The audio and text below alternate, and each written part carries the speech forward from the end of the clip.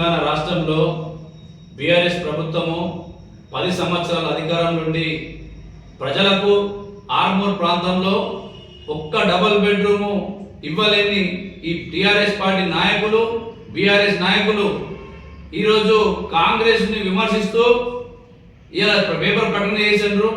అలాగే దీక్షా దివస్ అనే పేరుతోని ఒక ఉద్యమం ముసుగేసుకొని ఇలా ఉద్యమాన్ని మళ్ళొకసారి ఒక అనేక రకాల తప్పుల ధోరణిలో తీసుకుపోలే ఆలోచనతో రానున్న మున్సిపల్ అలాగే గ్రామ పంచాయతీ ఎన్నికల దృష్ట్యా అనేక రకాల ఇలా కాంగ్రెస్ పార్టీ మీద విమర్శలు చేయాలనే ఆలోచనతో ఇలా మరోసారి ప్రజలని మోసం చేయాలనే ఉద్దేశంతో కాంగ్రెస్ బీజేపీ బీఆర్ఎస్ నాయకులు ఏదైతే ఈరోజు రేవంత్ రెడ్డి ఆధీనంలో తెలంగాణ బందీ అని చెప్పనేసి ఈరోజు పేపర్ ప్రకటన రావడం జరిగింది.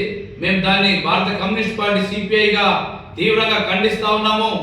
ఎందుకంటే 10 సంవత్సరాల అధికారంలో ఉండి ప్రజలకు ఏ ఒక్క కూడా మేలు చేయలేనటువంటి మీ బీఆర్ఎస్ పార్టీ నాయకులని ప్రజలు నమ్మకుండా మీకు తగిన బుద్ధి చెప్పి ఇలా ఓటమి పాలు చేసారు.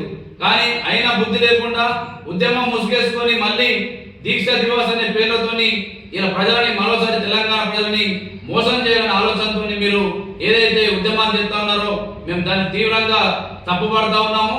ఎందుకంటే మీరు గతంలో కేసీఆర్ ఫామ్ హౌస్ లో ఎన్నడూ కూడా పాలనలో సెక్రటరీకి రాకపోతే అడగనటువంటి మీరు ఇలా తెలంగాణ రాష్ట్రంలో కాంగ్రెస్ ఇలా బందీగా తెలంగాణ అయింది అని చెప్పనేసి పేపర్ ప్రకటన ఇవ్వడం అనేది చాలా దౌర్భాగ్యమైన విషయము.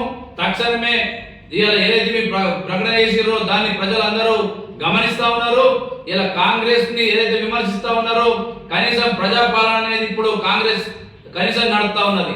మీ హయాంలో ఇలా ఎక్కడ పడితే అక్కడ విచ్చలవిడిగా రౌడీయిజం దౌర్జన్యాలకు భూ కబ్జాలకు దళితుల భూములు శ్మశాన వాటికలు కూడా కబ్జాలకు గురి చేసుకున్నటువంటి పరిస్థితి. ఇలా మీ పార్టీ నాయకులే బీఆర్ఎస్ పార్టీ నాయకులే శ్మశానం కూడా వదలలేనటువంటి పరిస్థితి. ఈ మీరా మాకు తెలంగాణ గురించి ఇలా కాంగ్రెస్ గురించి మాట్లాడుతూ ఉన్నారు. మేము ఒకటే చెప్తా ఉన్నాము, ఈ టీఆర్ఎస్ పార్టీ బీఆర్ఎస్ పార్టీ నాయకులని ప్రజలు నమ్మకుండా ఇలా ఓటుతో బుద్ధి చెప్పారు.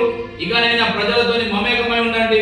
ఉద్యమం ముసుగేసుకొని ఇలా అనేక రకాల తప్పులకు పాల్పడితే కనుక ఇలా మిమ్మల్ని ఎవరు కూడా నమ్మే పరిస్థితి లేదు. కాబట్టి తెలంగాణ నాడు మీ హయాంలో బందీ అయింది. ఇలా కాంగ్రెస్ హయాంలో కనీసం ప్రజాపాలన నడుపుతా ఉన్నది. కాబట్టి ఇలా దాన్ని మీరు ఖచ్చితంగా ఆత్మవిమర్శ చేసుకోవాల్సిన అవసరం ఎంతైనా ఉంది. ఈరోజు తెలంగాణ రాష్ట్రంలో అప్పుడు ముఖ్యమంత్రి గారు ఒక సమయంలో చెప్పిండ్రు, ఇలా పుట్టుకతోనే పిల్లగాడు నడుస్తాడా, అధికారంలోకి వచ్చిన 5 ఏళ్లకే మొత్తం అన్ని పనులు జరుగుతాయా అని చెప్పనేసి ముఖ్యమంత్రి చెప్పిండు. కానీ కాంగ్రెస్ పార్టీ అధికారంలోకి వచ్చే సంవత్సరం కూడా అవుతలేదు.